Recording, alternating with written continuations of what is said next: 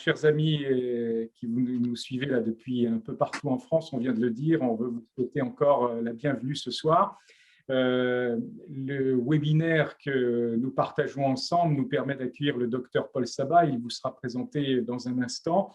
En tout cas, moi, j'ai quelques mots d'accueil pour faire aussi le lien avec les webinaires sur l'opération Jérémie qu'on a vécu pour certains d'entre vous déjà lors du dernier trimestre de l'année 2020. Vous vous souvenez que dans notre opération Jérémie, il y a 4 axes et 4 objectifs principaux. Le premier étant de prier, le suivant de rencontrer, le troisième de remercier et enfin de servir. Moi, je voudrais insister sur le deuxième verbe, le deuxième objectif, rencontrer. Quand on va à la rencontre de nos contemporains, de nos concitoyens, de nos voisins, de nos collègues de travail, etc., forcément, on est à un moment donné ou à un autre amené à partager sur le sens de la vie, sur des situations particulières que l'un ou l'autre d'entre nous peut traverser. Et puis, quand on commence à discuter comme ça avec un voisin, un ami, un collègue de travail, on peut trouver parfois difficile d'exprimer nos convictions et de pouvoir les justifier, de pouvoir les argumenter. Une soirée comme celle-là, puisqu'elle aborde la question du respect de la vie de manière générale, et c'est une question au centre des objectifs de l'action associative du CPDH, eh bien, une soirée comme celle-là doit nous permettre de nous donner aussi des outils, de nous permettre de réfléchir ensemble, et j'ai prié particulièrement pour cela, nous accorder toute la bienveillance nécessaire au dialogue à entreprendre avec nos contemporains. Il n'est pas facile dans une société qui parfois ne souhaite pas s'orienter dans une perspective chrétienne du respect de la vie. Il est parfois difficile de pouvoir partager sans être perçu comme totalement fermé à l'écoute d'autrui. Alors une soirée comme celle-là, j'en suis certain, doit nous bénir les uns les autres et nous faciliter la rencontre aussi avec nos contemporains. Merci d'être là. Coralie, c'est à toi. Oui, merci Franck. Donc ce soir, sur notre sujet l'éthique de la vie, nous accueillons le docteur Paul Sabat, qui est donc canadien, comme vous l'avez certainement entendu, qui est médecin lui-même, qui a exercé longtemps en tant que généraliste et qui travaille toujours actuellement en clinique. Et il a écrit un livre, donc Fait pour vivre, qui raconte son histoire, notamment avec sa petite fille Jessica, et son combat contre l'euthanasie. Donc, il appelle aide médicale à mourir au Canada, mais c'est le même concept, euthanasie, suicide assisté. Et donc, il va nous partager son expérience aujourd'hui, ce soir. Je le laisse se présenter un peu plus en détail sur son parcours. Et puis, on aura quelques questions qu'on a déjà préparées. Et évidemment, vous pourrez aussi poser vos questions. Paul, vous voulez vous présenter avant que je lance la vidéo? Oui, merci merci vraiment pour l'accueil, puis de savoir vraiment une ouverture pour connaître qu'est-ce qui arrive au Canada, qui est vraiment, on est vraiment dans plus qu'un pente glissante, on est au précipice et le gouvernement est en train d'élargir, même voter demain pour élargir le suicide assisté pour les gens avec des problèmes de santé mentale. Et juste pour dire que quand on ouvre la porte un peu, ça va devenir de plus en plus élargi et c'est très dangereux.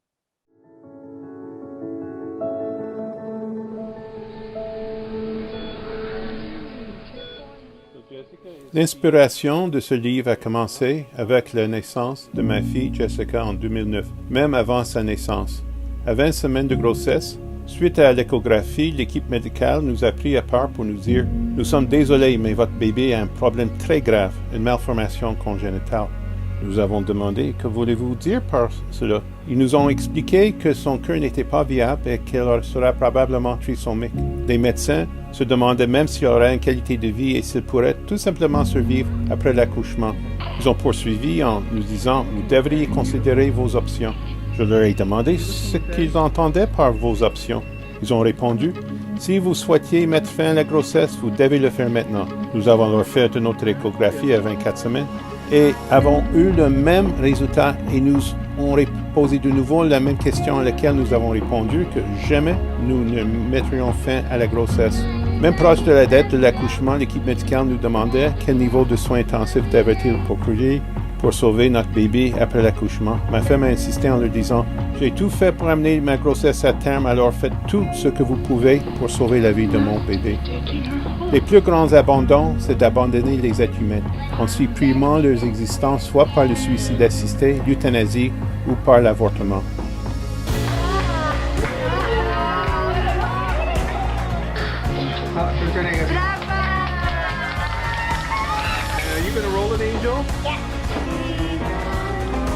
Chaque vie a une valeur intrinsèque, autant avant qu'après la naissance. Et même à la fin d'une longue vie, il ne faut jamais perdre espoir, parce que vous êtes précieux et que vous êtes fait pour vivre.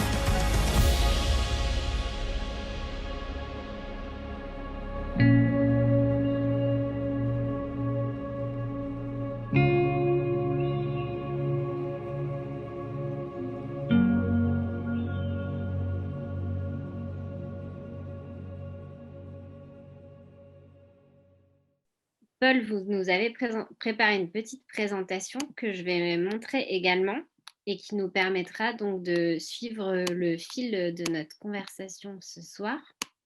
Donc, Paul, vous êtes médecin au Canada. Est-ce que vous pouvez nous expliquer donc, ce qui vous a donné la motivation pour écrire ce livre? En tout cas, ce qui a été le déclencheur et le moteur de votre engagement contre l'assistance médicale à mourir. Je pense que vraiment ça provient de mes croyances personnelles, convictions chrétiennes, aussi l'éthique médicale. Je crois que chaque vie est précieuse. Et vraiment, la médecine moderne est fondée sur le principe du bon samaritain, qui, comme vous savez, dans l'évangile de Luc, en répondant à un avocat qui lui demandait comment avoir accès à la vie éternelle, Jésus répondant, c'était pas seulement d'obéir aux 10 commandements, mais d'aller au-delà. Il faut aimer Dieu avec tout ton cœur, puis ton prochain. Puis, l'avocat, qui aime poser beaucoup de questions, comme vous savez, a demandé, mais c'est qui est mon prochain? Et Jésus a donné l'exemple d'un pauvre monsieur qui était attaqué par des bandits, puis laissé pour mort au bord du rue. Puis, le bon samaritain, il s'est arrêté. Il a donné les premiers soins en soignant ses blessures avec du vin puis de l'huile d'olive. Puis, il l'a amené à l'auberge sur son âne en payant les frais au aubergiste, quand il l'a amené au aubergiste. Mais vraiment, le principe, c'est pas que la personne était demi-mort ou presque mort, puis il n'y avait rien à faire, parce que maintenant, avec le suicide assisté, ça, c'est le principe. Si la personne est presque morte ou ça ne vaut pas la peine d'intervenir, on peut même donner l'accès au suicide assisté.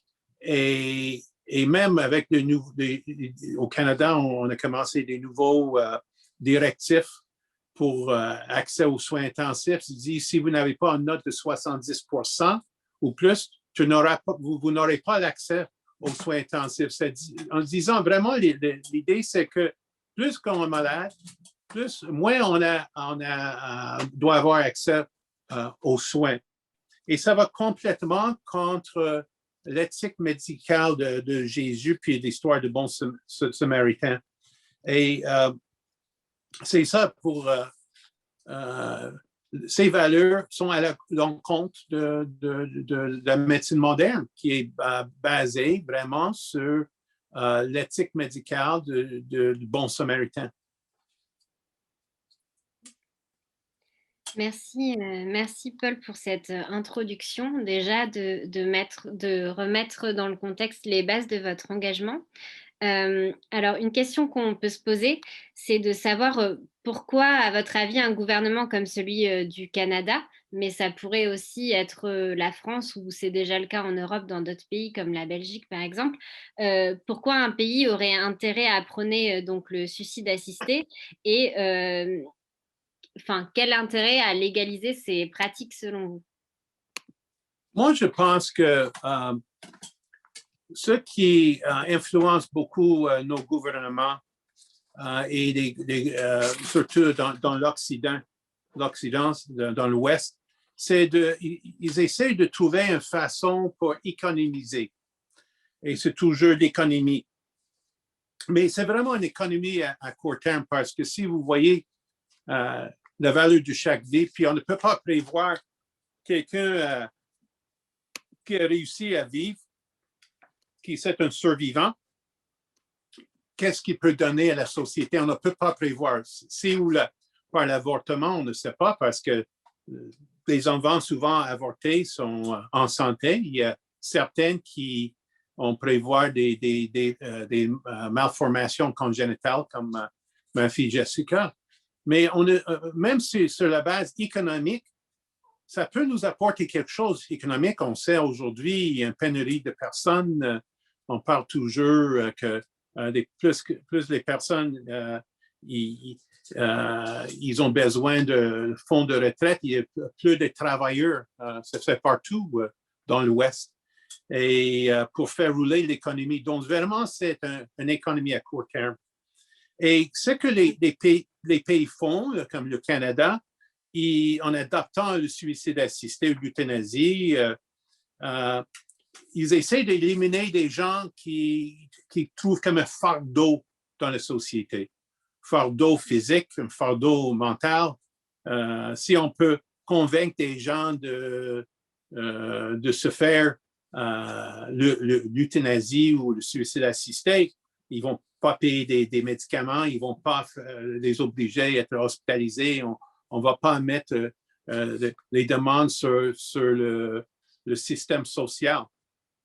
Malheureusement, au Canada, où il y a une population de 33 millions, il y a à peu près 6 millions de personnes, c'est 20% de la population qui ont des handicaps, des problèmes. Et c'est avec la nouvelle loi qui vont essayer de passer demain ou dans les prochains jours, ils vont élargir le suicide assisté à au moins 20% de la population. Et la façon qu'ils convainquent les gens, c'est pour dire, regarde, si vous ne prenez pas cette injection, vous risquez de souffrir d'une souffrance agonisante et quand même, regarde, ça vous donne la liberté de choisir l'heure, le moment quand vous voulez mourir. C'est une liberté, c'est une façon de démontrer l'autonomie. Malheureusement, des gens qui tombent dans ce piège, ils ne regardent plus loin que la situation. Ça peut être une situation non seulement parce que la plupart des gens qui demandent le suicide assisté, ce n'est pas à cause des souffrances physiques. La grande majorité, c'est parce qu'ils se sentent seuls, isolés. Ça, c'est des recherches qu'ils ont faites à Oregon, aux États-Unis, qu'il y a un problème financier. Il ne veut pas être un fardeau. Donc, le gouvernement, vraiment, il fait la promotion pour éliminer des gens qui trouvent problématiques. C'est vraiment malheureux. Et aussi, c'est non éthique. Parce que le gouvernement est là, il doit être là pour nous protéger. Et souvent, ils vont utiliser toutes sortes d'excuses, mais c'est la volonté de la population. Vous savez, le principe de l'euthanasie aussi était, la promotion était faite pendant la Deuxième Guerre mondiale en Allemagne parce qu'il dit c'est la volonté de la population. Tu vois, les enfants, ils ont commencé pas avec des Juifs, ils ont commencé avec des enfants handicapés. Et c'était pas, c'est pas une notion quand ils ont commencé, nous sommes contre les Juifs. Il dit on ne veut pas, on n'a pas des façons pour la famille, c'est pour alléger la souffrance de la famille. ils n'ont pas parlé le pauvre enfant qui est éliminé. Et c'était pour tous les Allemands, etc. Mais tu vois, comme ça passe partout, c'était élargi pour les gens avec des problèmes de santé mentale, avec des activistes politiques. Puis après, finalement, ils avaient cette idée, il faut avoir une race pure. Et puis, ils ont dit, ben, les Juifs sont pas, c'est pas vraiment des êtres humains. Tu vois, c'est une façon de déshumaniser des gens. Si vous êtes malade, vous êtes moins d'une personne. Si vous avez une qualité de vie moindre que des gens, des athlètes, vous êtes moins d'une personne. Oui. Et justement, est-ce que, Paul, vous pouvez nous parler un peu des expériences que vous avez eues avec des patients dans votre exercice de la médecine qui peut-être étaient tentés par l'euthanasie? Vous avez réussi à les convaincre justement de se battre pour préserver leur vie? Oui, parce que, vous savez, il y avait certaines de mes patients qui avaient un diagnostic du cancer, par exemple. Ils sont venus, j'ai fait un rayon X de poumon, par exemple. Je me rappelle d'un ingénieur dans les 50 ans. Et j'étais obligé de donner les nouvelles. J'ai dit, regarde, c'est pas de bonnes nouvelles, mais je pense qu'on est capable de passer à travers de ça. Il dit, docteur, c'est quoi les nouvelles? J'ai dit, mais selon le rayon X, on a un diagnostic de cancer possible, cancer du poumon. Puis le monsieur m'a regardé et dit, Dr. Sabah, je sais, je connais vos convictions. Moi, je ne suis pas de la même façon de penser. Si c'est mon temps, c'est mon temps. Puis j'ai dit, regardez, j'ai dit, on dit au Québec, regarde, parce qu'on est familier avec tout le monde, mais en France, on va dire regardez. C'est possible que c'est un cancer, mais ce n'est pas une garantie. Et j'aimerais que vous passiez avec des autres investigations, parce qu'au Canada, vous n'êtes pas obligé de faire des investigations. Si vous avez un diagnostic préliminaire, même si ce n'est pas prouvé, vous avez le droit d'avoir accès à l'aide médicale à mourir suicide assisté. Parce qu'il dit qu'il ne faut pas forcer les gens à faire des investigations. Donc, tu vas avec une présupposition d'un cancer, mais ce n'est pas un cancer. Finalement, j'ai été capable avec sa fille de le convaincre de passer à travers des investigations. Et ce n'était pas facile parce qu'il a passé plusieurs et toujours le diagnostic n'était pas clair. Finalement, il avait un lymphome. On était capable de le traiter, c'est Hodgkin, qui est facilement traité avec la chimio. Et ça fait plus qu'un an, il est en vie, puis probablement, c'est complètement guéri. Et j'ai plusieurs autres patients où ils ont vu le médecin leur a dit, regarde, vous avez un problème de poumon, j'ai une femme qui ça fait plus que 12 ans, et elle dit, fort probable, vous n'avez pas longtemps à vivre. Puis elle dit, si l'euthanasie était disponible il y a 12 ans, elle était prête à prendre l'injection. Mais heureusement, j'étais capable de le faire soigner par plusieurs spécialistes, puis elle est en vie avec ses 2 petits-enfants et elle est heureuse d'être en vie. Et il y a beaucoup d'histoires, puis même j'ai parlé de l'histoire de ma fille Jessica, parce que moi, je mets de l'avortement, l'aide médicale à mourir, tout dans le même panier. Oui. Parce que c'est de terminer la vie avant son temps. Et de terminer la vie avant son temps, pour moi, c'est l'aide médicale à mourir. Puis avec le diagnostic qui nous a dit que vous allez avoir un enfant lourdement handicapé, un problème cardiaque, probablement trisomie. Puis même jusqu'avant la date de l'accouchement, ils ont essayé de convaincre parce qu'au Canada, vous pouvez avoir un avortement jusqu'à 2 minutes avant l'accouchement, au 3e trimestre. Puis nous avons dit non. Ma femme a dit, c'est ça que j'aimerais que ma femme soit ici. Je vais demander qu'elle vous ait dit exactement ce qu'elle a dit, mais elle a dit, j'ai fait tout pour mettre ma bébé au monde. Vous allez faire tout pour le faire survivre et pour le garder en vie. Puis ça, c'est l'histoire de Jessica. Puis elle avait un problème cardiaque. Il était capable de faire l'intervention. Elle n'avait pas de trisomie, mais même on était prêt si l'enfant était atteint avec la trisomie de le garder en vie, parce que beaucoup de parents avec des enfants trisomiques sont très heureux avec leur enfant. Oui, et puis on en a déjà parlé avec le CPDH, notamment on a interviewé une famille chrétienne dont c'est le cas, qui a témoigné sur leur petite fille et la joie que ça leur apportait au quotidien. J'aimerais bien qu'on revienne un petit peu sur justement la responsabilité d'un médecin selon vous, et comment un médecin, une infirmière peut accompagner un malade mourant justement en gardant sa dignité et toujours dans une dimension éthique qui prend la personne humaine, en tout cas, enfin, qui donne de la valeur à la personne humaine.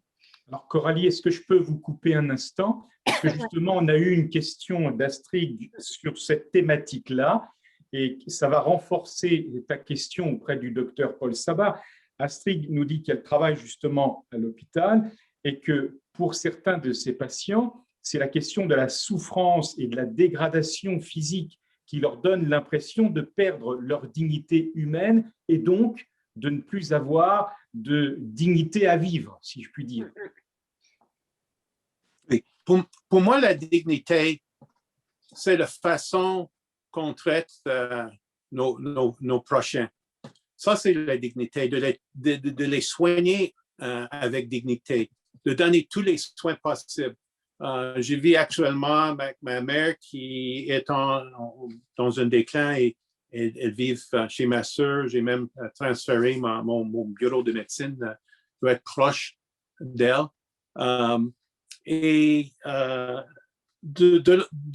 De l'entourer, de donner tous les soins possibles, même s'il ne mange pas, d'essayer de l'encourager à manger, de l'encourager à boire, de les soigner, de donner tout le support, l'amour possible.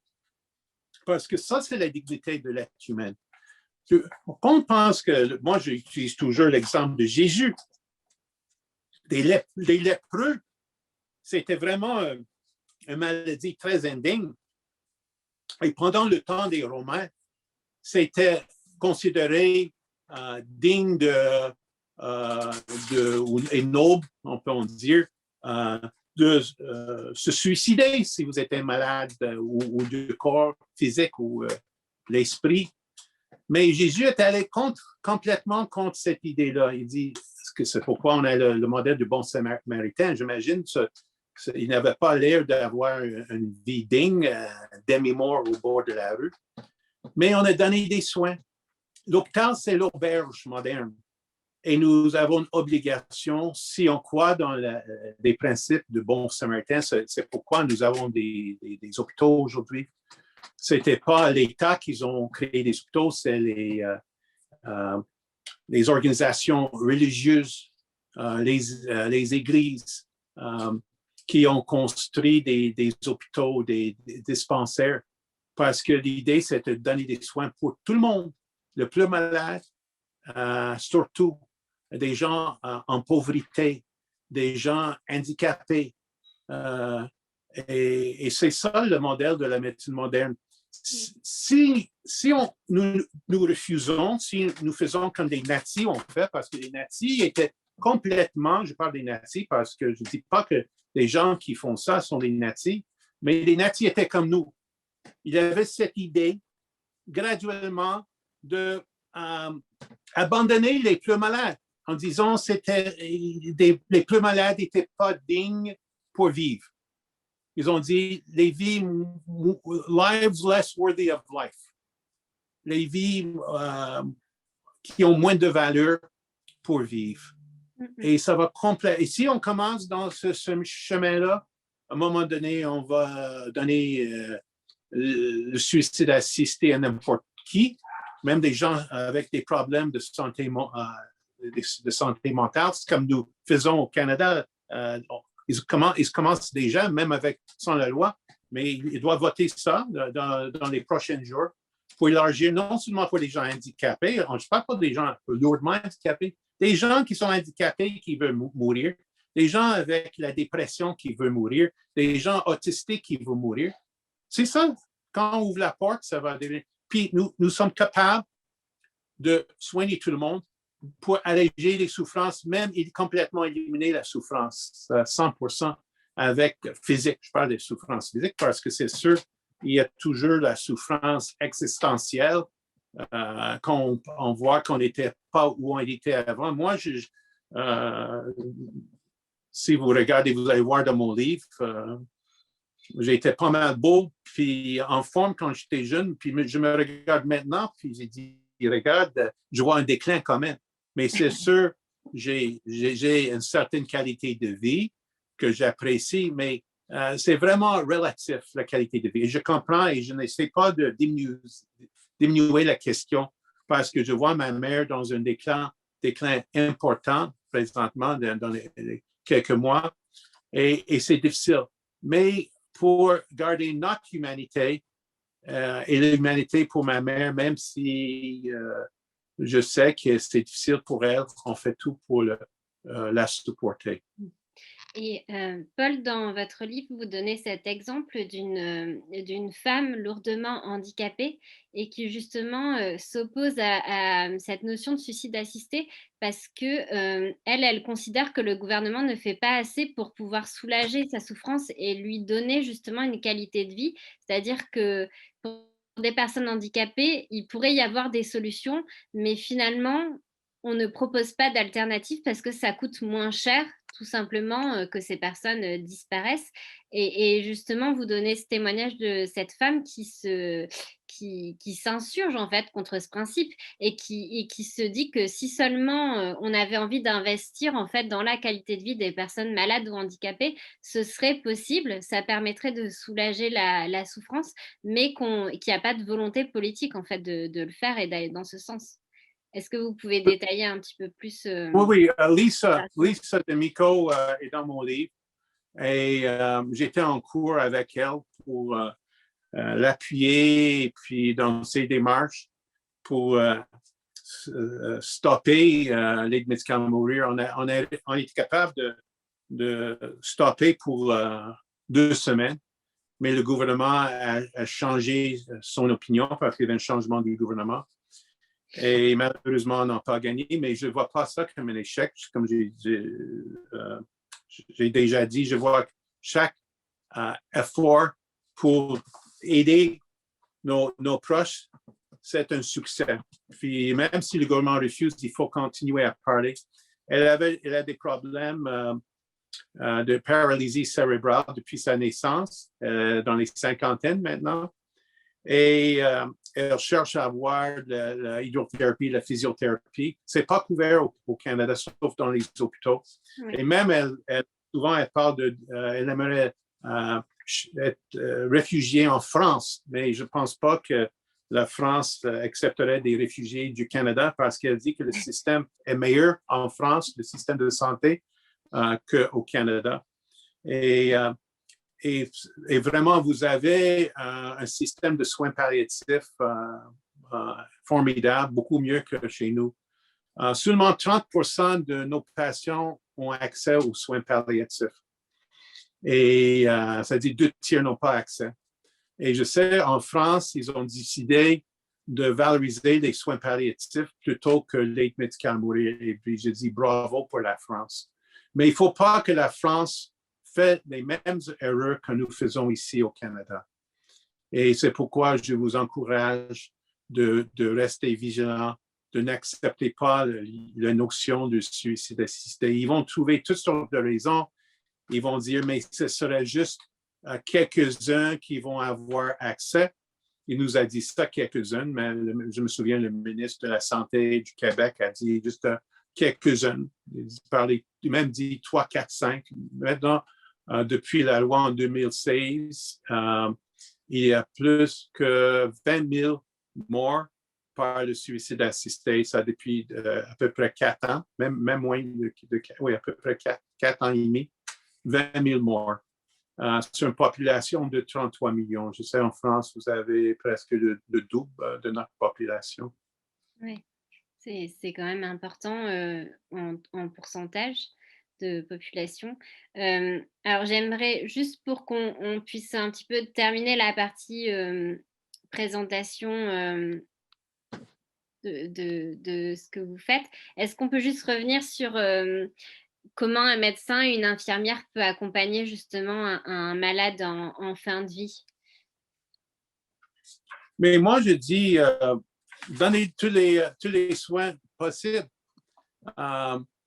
C'est les soins médicaux, les soins psychologiques, les soins spirituels. Ça, c'est vraiment, quand quelqu'un est vraiment en fin de vie, ça dit qu'il ne reste plus longtemps, puis on ne peut pas jamais prévoir parce qu'on donne des soins, des gens dans notre unité à mon hôpital en soins de fin de vie qui ont quitté l'hôpital. Il était prévu de vivre juste 3 mois, puis des années après, ils sont encore en vie. Les soins palliatifs, c'est pour vraiment alléger et supporter des gens avec les souffrances physiques, psychologiques, et même spirituelles. Et en donnant tous les soins nécessaires, des médicaments, du support financier, social, ça va alléger beaucoup. Puis les gens qui ont ces soins-là, rarement vont demander qu'on mette fin à leur vie. Même, j'ai parlé dans mon livre un médecin de soins palliatifs en Belgique. Avant, souvent, il demandait, je pense aux Pays-Bas, je sais où, Belgique, aux Pays-Bas, il demandait souvent à ses patients, aimeriez-vous avoir l'euthanasie? Puis 9 sur 10, on dit oui. Puis à un moment donné, il avait une réflexion, je dis, je ne vais plus poser cette question. Ils ont posé la question, est-ce que vous voulez les soins palliatifs?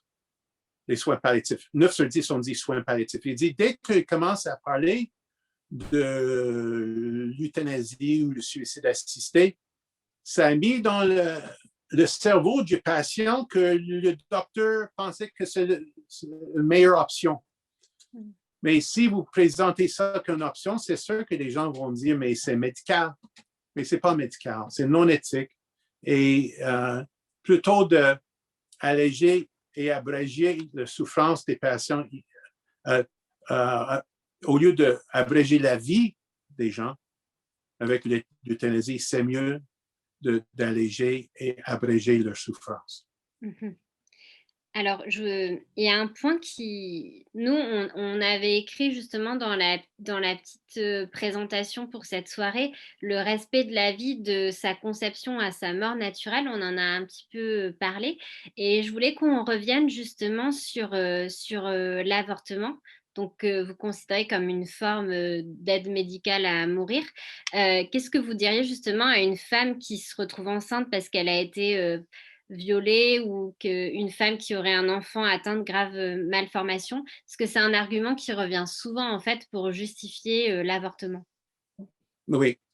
Juste pour vous dire que les cas d'avortement de femmes violées ne représentent qu'un faible pourcentage de tous les cas d'avortement. Je pense que c'est 1%.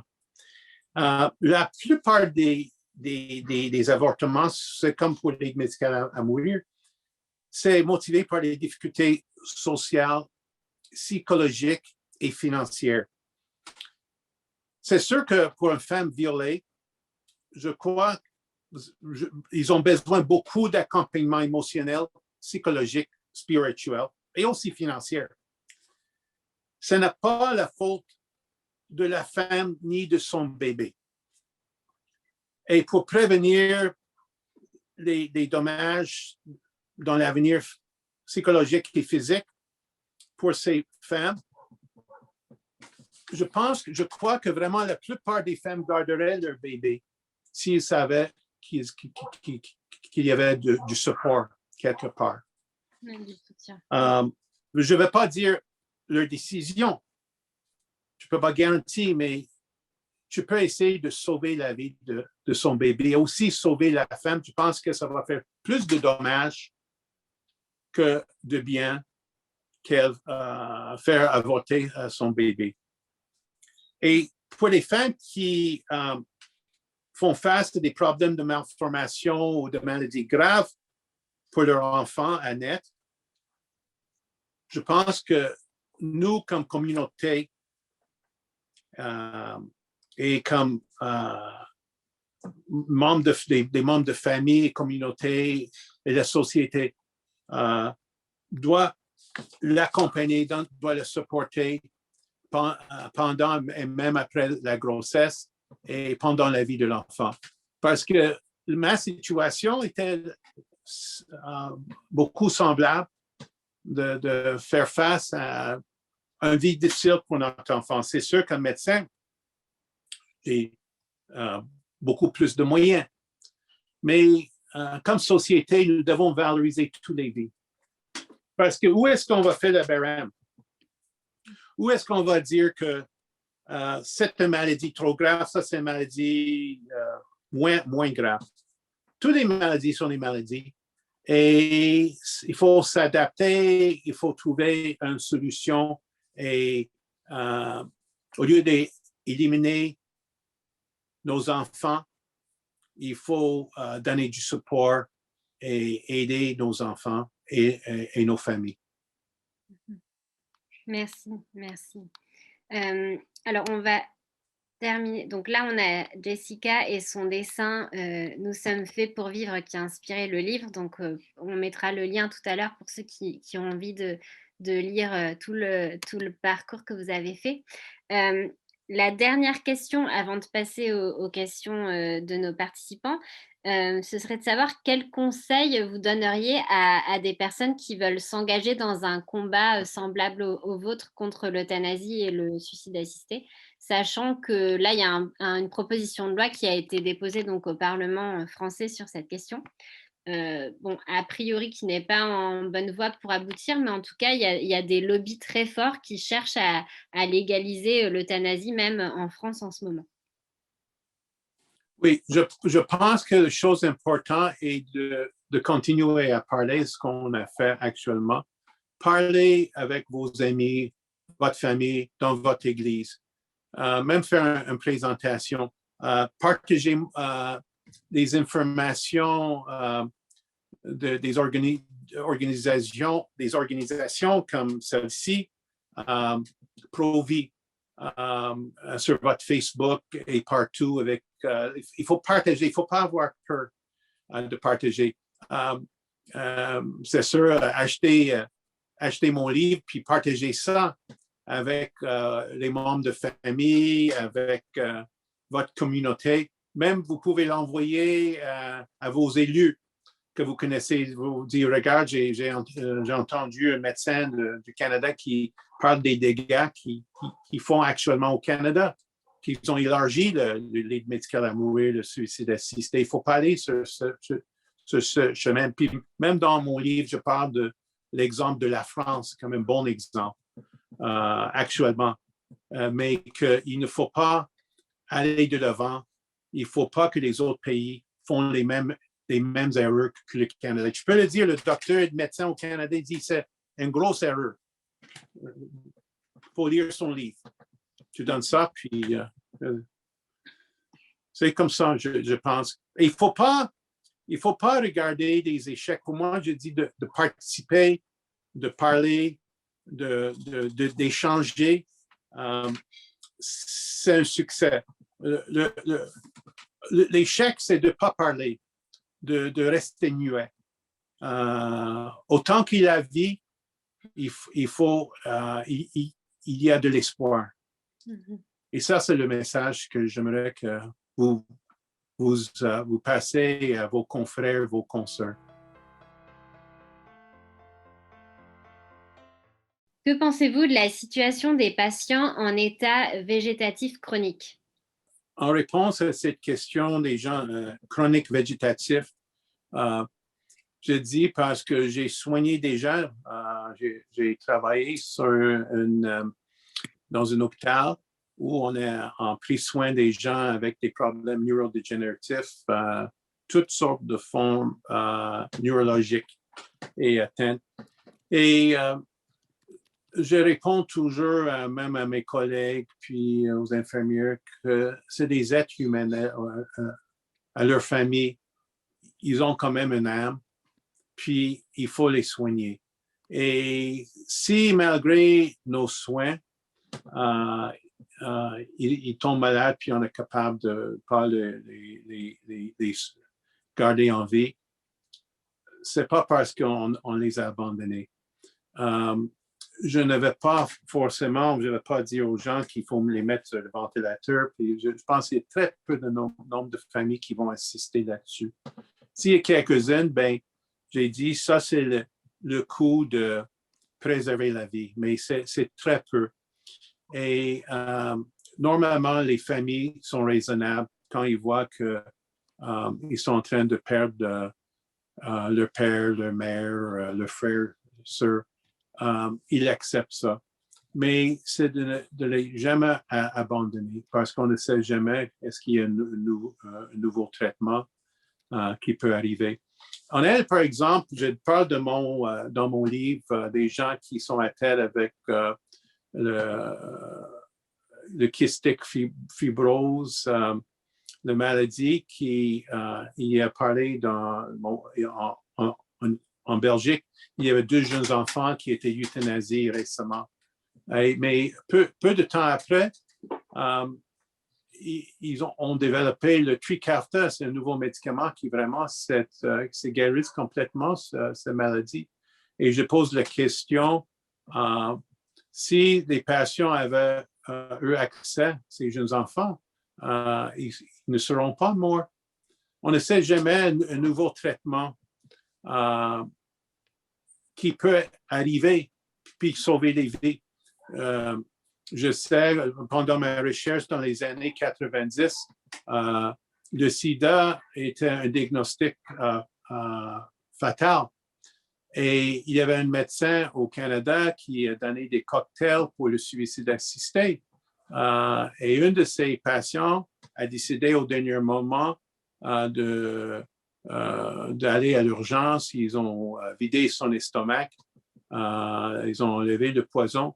Et il était encore en vie à cause de nouveaux traitements, les antiviraux, qui est arrivé au début des années 90, peu de temps après son tentative de suicide assisté. Même si ce n'était pas légal, il y avait un médecin qui prescrivait pour les patients les cocktails létals.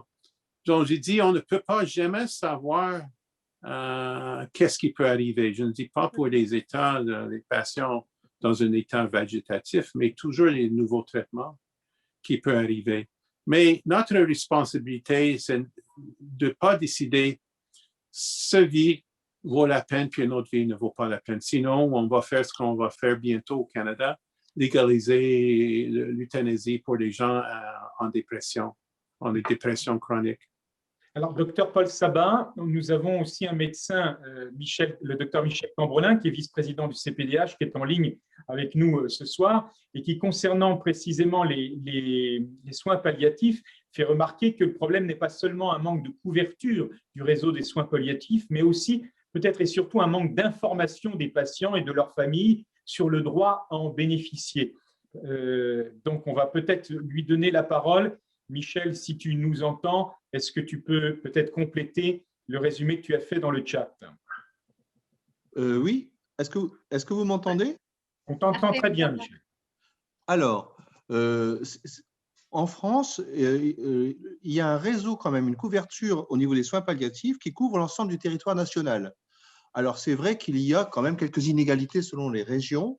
Mais moi, ce que je vois et ce que je lis aussi, d'ailleurs, c'était le but de la loi Claes-Leonetti qui a été rajoutée là, en 2016, c'était aussi justement d'améliorer l'information des médecins et aussi l'information des patients. Alors, les patients, l'information porte sur leur droit à réclamer, à bénéficier de soins palliatifs et pas seulement d'ailleurs en situation de fin de vie. Sachez que dans chaque CHU, il y a une équipe qu'on appelle une équipe mobile de soins palliatifs qui peut se déplacer à domicile et conseiller, aider le médecin traitant pour équilibrer, améliorer un traitement, par exemple, contre une douleur. Et ceci même en dehors des situations de fin de vie. Donc, moi, j'ai déjà conseillé, encore il n'y a pas très longtemps, des familles sur ce sujet-là. Et donc, ça permet, parce que les médecins traitants n'y pensent pas toujours, ou il faut connaître les adresses. Or ces adresses sont facilement accessibles en se renseignant auprès de l'hôpital. Donc Ensuite, toi, Michel, tu penses que par exemple, si alors il y a le docteur Rachel Philippi qui nous dit que les médecins normalement sont quand même formés sur ces questions, mais c'est peut-être les anciennes générations de médecins qui connaissent pas forcément tous les réseaux qui existent et qui ont du mal à conseiller les patients. D'ailleurs, enfin, au niveau des patients, je pense que c'est pas très bien connu non plus. Qu'est-ce que ça veut dire soins palliatifs et qu'est-ce alors, que ça recouvre comme réalité en fait? Alors, le mot soin palliatif fait peur aux gens, parce que quand on dit palliatif, ça veut dire, ça peut être compris par le public comme c'est foutu, voilà, et en fin de vie. Or, je l'ai dit tout à l'heure, ces soins palliatifs s'adressent non seulement, c'est vrai, bien sûr, aux personnes en fin de vie, mais aussi à des personnes qui passent dans leur maladie par une crise douloureuse aiguë, par exemple, qui ont besoin d'un accompagnement particulier, hein. Ensuite, concernant les médecins, c'est vrai que les jeunes générations, on a réagi contre cette insuffisance de connaissances et que maintenant, à la faculté, on enseigne mieux justement l'utilisation des antalgiques, de la morphine, de l'accompagnement psychologique. On enseigne mieux aussi l'existence et la couverture des soins palliatifs, mais ça reste encore à améliorer. Et effectivement, les générations plus anciennes, comme la mienne par exemple, eh bien, on avait une formation beaucoup plus succincte dans ce domaine. Donc, si on prend la moyenne d'âge des médecins, qui est quand même assez élevée, il y a quand même beaucoup de travail à faire. Et d'autre part, il y a aussi le problème, ça ne concerne pas que les médecins généralistes, il y a aussi les médecins spécialisés qui sont souvent, bien sûr, ils sont enfermés dans leur spécialité, ils ne pensent pas assez justement à faire appel à leurs collègues qui sont peut-être dans le service qui n'est pas très loin d'à côté, de soins palliatifs pour prendre leur avis. Donc, Oui. moi, je le vois parce que dans des personnes qui sont suivies, par exemple, en cancérologie, en ambulatoire, ils n'ont pas forcément la connaissance qu'ils peuvent bénéficier de cette équipe mobile de soins palliatifs. D'accord. D'accord. Bah, merci Michel. Peut-être Franck, si tu veux juste lire le commentaire donc, de Laetitia Dutilleul, qui fait aussi partie du comité du CPDH et qui est médecin également. Alors, juste avant de lire ce commentaire, je vais aussi souligner celui du docteur Philippi dont on parlait tout à l'heure. Elle écrit « Les patients sont heureux d'avoir accès aux soins palliatifs. Les familles sont surprises et très heureuses d'en bénéficier. » Comme quoi, ça rejoint, docteur Paul Sabah, ce que vous disiez tout à l'heure, quand on commence à prendre soin de quelqu'un, et c'est le sens de la médecine, quand on soutient, qu'on apporte du secours, le désir de mort recule, tout simplement.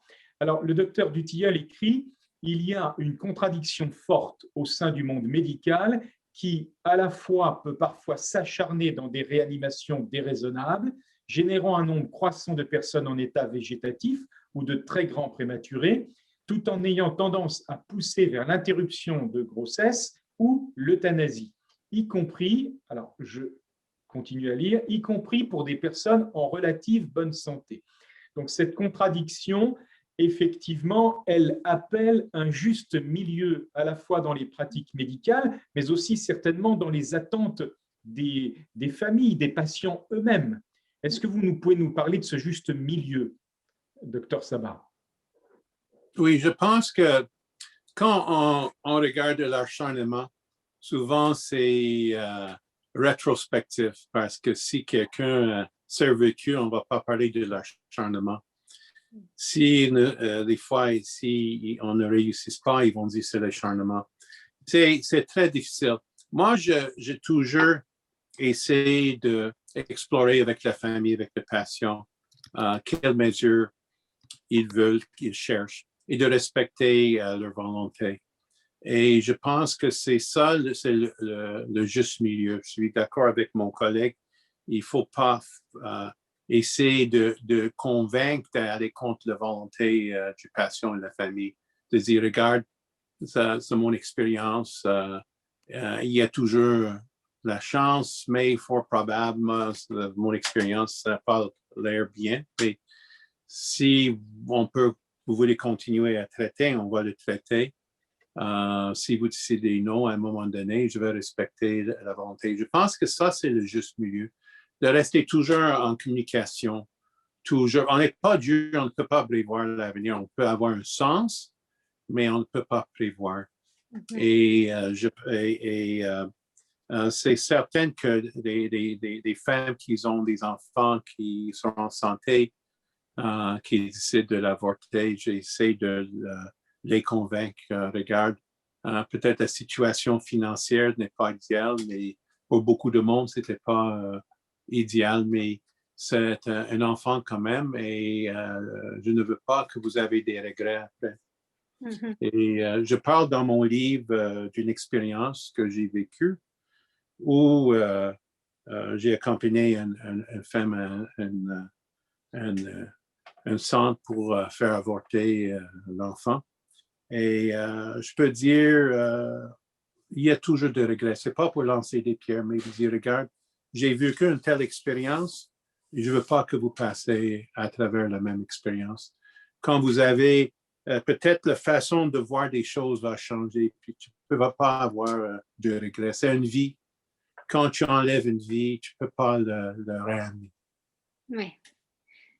Et alors, peut-être pour vous laisser le temps de poser vos dernières questions dans le chat, quand on a préparé cette entrevue, donc il y a quelques temps, vous nous aviez parlé avec Franck de la situation générée par le Covid au Canada et justement les effets un peu de cette pensée euthanasique, en tout cas d'avoir légalisé l'euthanasie, qu'est-ce que ça change dans la prise en charge des patients Covid actuellement? Non, ce qui est arrivé avec le COVID, la façon de penser, c'est une façon de triage. Et le gouvernement était prêt de mettre des décrets. J'ai écrit plusieurs articles contre un décret. Disons, s'il y avait une surcapacité dans les urgences du Canada de 150 à 200%, on va limiter l'accès. On va donner un score, une note. Si vous n'avez pas plus que 70% de la chance de survivre après un an, imagine un an par de 3 mois ou 6 mois, vous n'aurez pas accès. Heureusement, ils n'ont pas mis un décret. J'ai parlé dans plusieurs médias contre cette idée-là.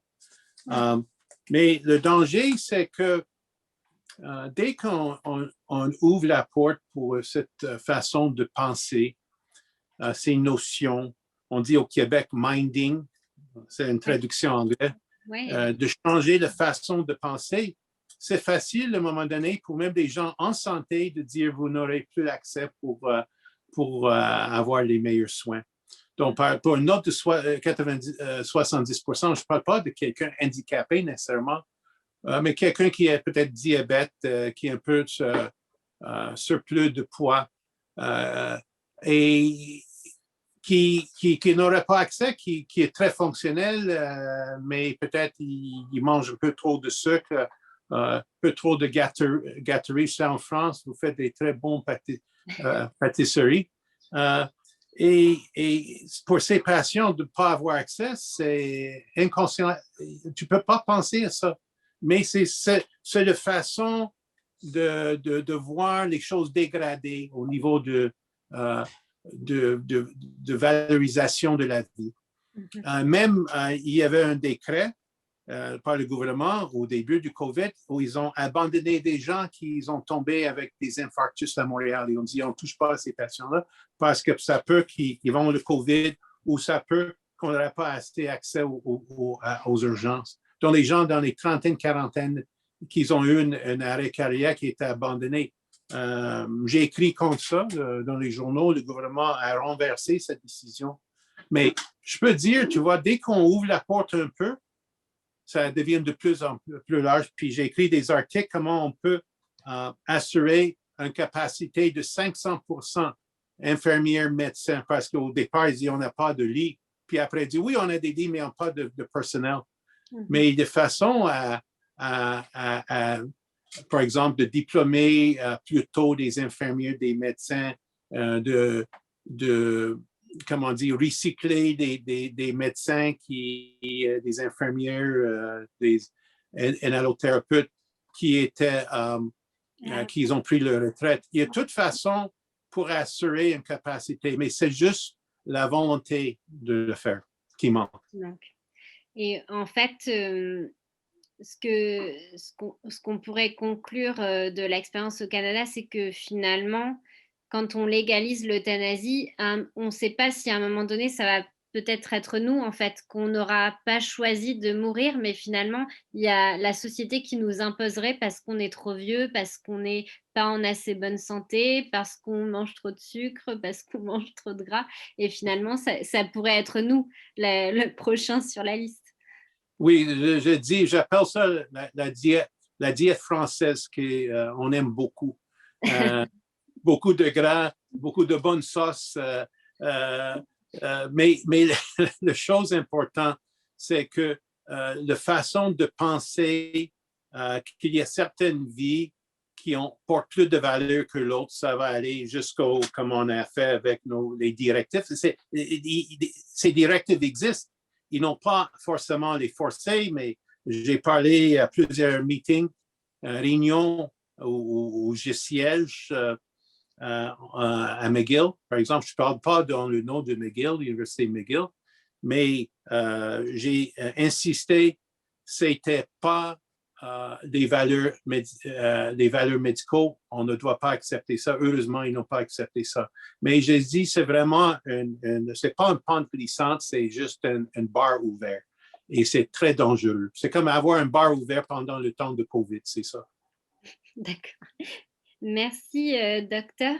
Alors, s'il n'y a plus de questions, je vais peut-être demander comment est-ce qu'on peut vous contacter par la suite.